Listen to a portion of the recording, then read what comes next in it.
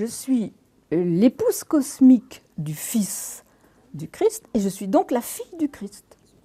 Sylvie Le Trouy nous reçoit chez elle, à Lullin, dans ce qu'elle appelle la Maison du Christ. Et par ailleurs, le siège de l'association qu'elle a créée en 2010, Les Clés du Futur, pour laquelle elle est présidente à vie. Venir ici n'est pas innocent du tout. Ça laisse des traces, pour ou contre la justice divine, pour le Christ, pour le futur du monde. Car cette femme de 62 ans serait liée au plan divin, dit-elle.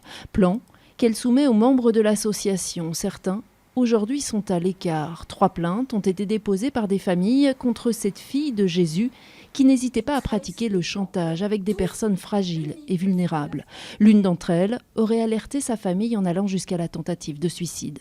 Tous ceux qui sont venus et qui ont chuté et qui ont peut-être porté plainte, j'ai même pas voulu savoir ce qu'il en était. J'allais pas me salir et me corrompre à des plaintes de personnes insatisfaites parce qu'elles sont venues, parce qu'elles devaient se mettre à genoux devant le Christ et ne l'ont pas fait.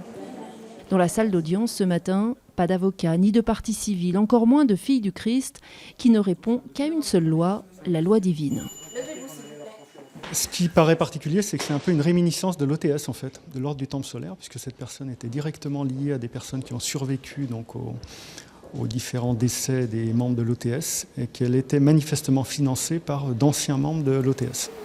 83 000 € de dons ont été versés par Jean-Marc Scott, l'un des proches du docteur Luc Jouret, le fondateur de l'ordre du Temple solaire, la secte apocalyptique qui avait causé la mort de 74 personnes en France, en Suisse et au Canada.